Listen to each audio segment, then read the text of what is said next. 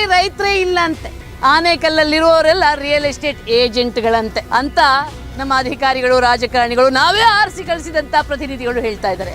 ಆದರೆ ಅಂಥ ಸುಳ್ಳು ಹೇಳುವಂಥ ರಾಜಕಾರಣಿಗಳಿಗೆ, ಅಧಿಕಾರಿಗಳಿಗೆ ನಾನಿಲ್ಲಿ ಸಾಕ್ಷಿ ಕೊಡ್ತಾ ಇದ್ದೀನಿ. ಇದು ಕೃಷಿ ಅಲ್ವಾ?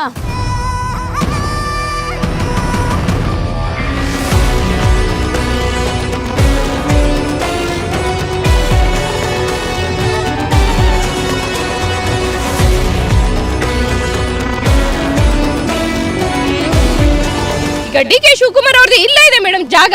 ಇನ್ಫೋಸಿಸ್ 400 ಎಕರ್ಸ್ ಇದೆ, ಮತ್ತೆ ವಿಪ್ರೋದಿದೆ. ಯಾಕೆ ಮೇಡಮ್ ಇವ್ರಿಗೆ ಅವ್ರ ಜಮೀನುಗಳಿಗೆ ಯಾಕೆ ಹೋಗಿ ಲಕ್ವಿಡೇಷನ್ಗೆ? ಯಾಕೆ ದಮ್ಮಿಲ್ವಾ, ತಾಕತ್ತಿಲ್ವಾ ಇವ್ರಿಗೆ, ಸರ್ಕಾರಗಳಿಗೆ? ಯಾವ ಸೀಮೆ ನ್ಯಾಯ ಈ ಸರ್ಕಾರದ್ದು? ಸರ್ಕಾರನ ಇದು ದೊಂಬರಾಟ ನಡೆಸ್ತಾರೋ ಕಳ್ಳರು ಒಂದು ಟೀಮ್ ಅದು. ಬ್ರಿಟಿಷ್ ಅವರು ಅಟ್ಲೀಸ್ಟ್ ಜನ ಸ್ವಾಭಿಮಾನಕ್ಕೆ ಬೆಲೆ ಕೊಟ್ಟು, ನಮ್ಮ ಹೋರಾಟಕ್ಕೆ ಬೆಲೆ ಕೊಟ್ಟು ಸ್ವಾತಂತ್ರ್ಯ ಆದರೂ ಕೊಟ್ಟರು. ಈ 7 ತಿಂಗಳು ನನ್ನ ಮಕ್ಕಳು ಇಷ್ಟೆಲ್ಲ ಹೋರಾಟ ನಡೆದು ಜನ ಎಲ್ಲ ಬೀದಿಗೆ ಬಂದು ನಿಂತ್ಕೊಂಡ್ರು, ಕಣ್ಣೆತ್ತಿನ ನೋಡ್ತಾ ಇಲ್ಲ.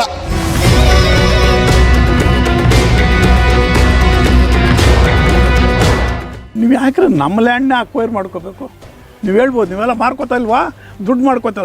ಎಲ್ಲರೂ ದುಡ್ಡು ಮಾಡ್ಕೋಬೇಕಂತಲೇ ಇರೋದ್ರಿ. ಈ ಕಾಸ್ಟ್ಲಿ ಲ್ಯಾಂಡ್ ನಿಮಗೆ ರೋಡಲ್ಲಿ ಸ್ವಲ್ಪ ಗುಳಿಗಳು ಮುಚ್ಚೋ ಯೋಗ್ಯತೆ ಇಲ್ದವ್ರಿಗೆ ನಿಮಗೆ ಯಾಕ್ರೆ ಕಾಸ್ಟ್ಲಿ ಲ್ಯಾಂಡು? ಎಲ್ಲಾದ್ರೂ ಹೋಗಿ ಸ್ವಲ್ಪ ದೂರ ಹೋಗಿ ಸಾಯ್ರಿ.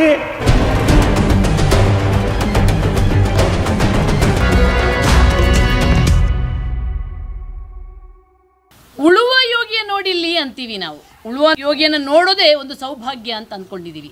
ಆದರೆ ಇವತ್ತು ನಾವು ಆರಿಸಿ ಕಳಿಸುವ ಸರ್ಕಾರಗಳು ಅಳುವ ಯೋಗಿ ಮಾಡಿಬಿಟ್ಟಿದೆ. ಪ್ರತಿ ಜಿಲ್ಲೆಗೂ ಹೋದರೂ ಅಥವಾ ಎಲ್ಲೇ ಹೋದರೂ ಕೂಡ ರೈತರ ಮೇಲೆ ಈ ಸರ್ಕಾರಕ್ಕೆ ಕಣ್ಣು, ರೈತರ ಭೂಮಿ ಮೇಲೆ ಸರ್ಕಾರಕ್ಕೆ ಕಣ್ಣು. ಅದು ಎಂಥ ಭೂಮಿ? ಬರಡು ಭೂಮಿ ಅಲ್ಲ, ಫಲವತ್ತಾದ ಭೂಮಿ. ಆದರೆ ಈ ಕಣ್ಣು ಕಾಣದ ಈ ಅಧಿಕಾರಿಗಳಿಗೆ ಇದು ಬರಡು ಭೂಮಿ ಥರ ಕಾಣ್ತಿದೆ. ನಾನೀಗ ಆನೇಕಲ್ಲಿನ ಸಮ್ಮನಹಳ್ಳಿಯಲ್ಲಿ ಇದ್ದೀನಿ. ಇಲ್ಲಿ 280 ಎಕರೆ ಜಮೀನು ಮೇಲೆ ಈಗ ಸ್ವಿಫ್ಟ್ ಸಿಟಿ ಮಾಡೋಕ್ಕೆ ಹೊರಟಿದ್ದಾರೆ. ಆದರೆ ಎಂಥ ಫಲವತ್ತಾದ ಭೂಮಿ ಅಂದರೆ, ನೀವೊಮ್ಮೆ ಈ ಕಡೆ ನೋಡಿಬಿಡಿ. ಈ ಫಲವತ್ತಾದ ಭೂಮಿಯನ್ನು ನಂಬಿ ಅದನ್ನು ಉತ್ತು ಬೆತ್ತು ಬಿತ್ತಿದಂಥ ಉಳುವ ಯೋಗಿ ಕಟ್ಟಿದ ಮನೆ ಇದು ಸಾಮ್ರಾಜ್ಯ. ಅಂದರೆ ಕೋಟ್ಯಾಧಿಪತಿಯೇ. ನಾನೇನು ಇವರು ಕೋಟ್ಯಾಧಿಪತಿ ಅಂತ ಅನ್ನಲ್ಲ, ಆದರೆ ಸಮೃದ್ಧ ರೈತ ಇವರು, ಖುಷಿಯಾಗಿ ಇರುವಂಥ ರೈತ. ಹಾಗಾಗಿ ಇಷ್ಟೊಂದು ಸಮೃದ್ಧವಾದ ಸಾಮ್ರಾಜ್ಯ ಕಟ್ಟಿದ್ದಾರೆ. ಆದರೆ ಈ ಸಾಮ್ರಾಜ್ಯವನ್ನು ಕಿತ್ಕೊಳ್ಳೋಕ್ಕೆ ಇವತ್ತು ರಾಜಕಾರಣಿಗಳು, ಅಧಿಕಾರಿಗಳು ತುದಿಗಾಲಲ್ಲಿ ನಿಂತು ಬಿಟ್ಟಿದ್ದಾರೆ.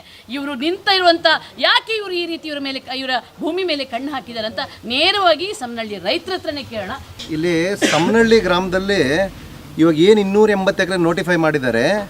ನಮ್ಮ ತಂದೆ, ಅವ್ರ ತಂದೆ ಒಂದು 4-5 ಜನರೇಷನಿಂದ ಕೂಲಿ ಮಾಡಿ ಹೊಟ್ಟೆ ಬಟ್ಟೆ ಕಟ್ಟಿ ₹1 ಎತ್ತಿಕ್ಕೆ ತನ್ನ ಮಕ್ಕಳಿಗೆ ಹಿಡ್ದೆ, ಏನು ದುಂದು ವೆಚ್ಚ ಮಾಡದೆ ಒಂದು ಚಿಕ್ಕ ಮನೆಯಿಂದ ಒಂದಿಷ್ಟು ದೊಡ್ಡ ಮನೆ ಕಟ್ಟೋ ಅಷ್ಟು ರೈತ ತನ್ನ ಭೂಮಿಯಲ್ಲಿ ಬೆಳೆಯೋ ಅಂತ ಸಾಮರ್ಥ್ಯ ಇರೋ ಭೂಮಿಗಳನ್ನ ಇವ್ರು ಕಿತ್ಕೊಂಡು ನಮ್ಮನ್ನು ಒಕ್ಕಲೆಬ್ಸಿ ಇಲ್ಲಿಂದ. ಈಗ ನೋಡಿ ಮೇಡಮ್, ನಮ್ದು ಇಲ್ಲಿ ಸರ್ವೆ ನಂಬರಲ್ಲಿ ಮನೆ ಇದೆ, ಅದರಿಂದ ತೋಟ ಇದೆ, 4 ಎಕರೆ ತೋಟ ಇದೆ. ಕಿತ್ಕೊಂಡ್ರೆ ನಾವೆಲ್ಲಿ ರೋಡಲ್ಲಿ ಉಳ್ಕೊಬೇಕಾ? ಈ ಕಡೆ ಈಗ ನಮ್ಮೂರಲ್ಲಿ ಏನೀಗ ಸಮ್ಮನಹಳ್ಳಿಯಲ್ಲಿ 10 ಮನೆಗಳು, ದೊಡ್ಡ ಮನೆಗಳು ಕಟ್ಟಿದ್ದಾರೆ. ಇದಕ್ಕೆ ಒಂದು 30ರಿಂದ 40 ವರ್ಷದ ಪರಿಶ್ರಮ. ನಮ್ಮ ತಂದೆಯವರ ಜೀವನ ಇದು. ಇಷ್ಟು ಜನ ಏನು ಕಷ್ಟಪಟ್ಟಿದ್ದಾರೆ, ಇಷ್ಟು ವರ್ಷ ಏನು ಕಷ್ಟಪಟ್ಟಿದ್ದಾರೆ, ಅದ್ರದ್ದೊಂದು ಪ್ರತಿಫಲ ಇದು. ಬಾಳೆಗೆ ಒಂದು ಮನೆ ಕಟ್ಟೋಕ್ಕೆ ರೈತನ ಕೈಯಲ್ಲಿ 30 ವರ್ಷ ಬೇಕಾಗುತ್ತೆ. ಈ ನನ್ನ ಮಕ್ಕಳ ಅಧಿಕಾರಿಗಳಾಗಲಿ, ಸರ್ಕಾರ ಆಗಲಿ ಒಂದೇ ಒಂದು ನೋಟಿಸ್ ಜಾರಿ ಮಾಡಿ ಇದನ್ನು ನಮ್ಮ ಕೈಯಿಂದ ಕಿತ್ಕೊಳ್ಳೋದು ಎಷ್ಟು ಸುಲಭ ನೋಡಿ.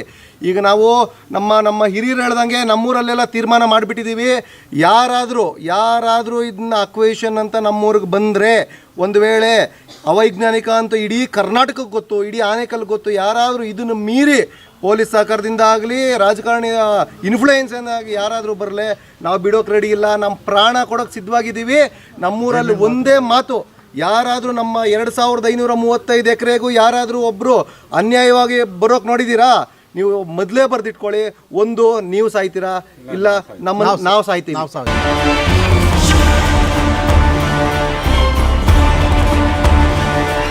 ಭಾರತ ಹಳ್ಳಿಗಳ ದೇಶ, ಸುಮ್ಮನೆ ಹೆಸರಿಗಷ್ಟೇ.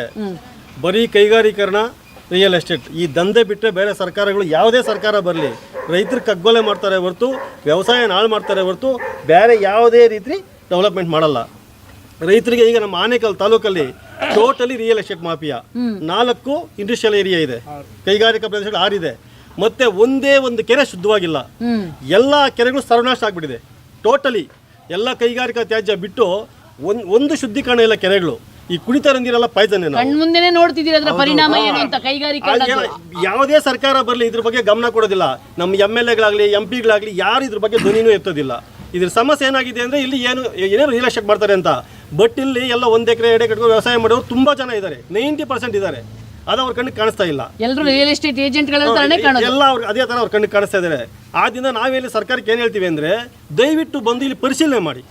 ಪರಿಶೀಲನೆ ಆದ ನಂತರ ತಾವು ಯಾವುದೇ ರೀತಿ ಕ್ರಮ ಕೈಗೊಳ್ಳಿ. ಇದು ಬರಡು ಭೂಮಿನ ಒಣ ಭೂಮಿನ ಏನಾಗಿದೆ ಅಂತ ಫಸ್ಟ್ ಆಫ್ ಆಲ್ ಜನರಿಗೆ ಮೊದಲು ಶುದ್ಧ ಕುಡಿಯುವ ನೀರು ಕೊಡೋ ಯೋಗ್ಯತೆ ಇಲ್ಲ ಸರ್ಕಾರಗಳಿಗೆ.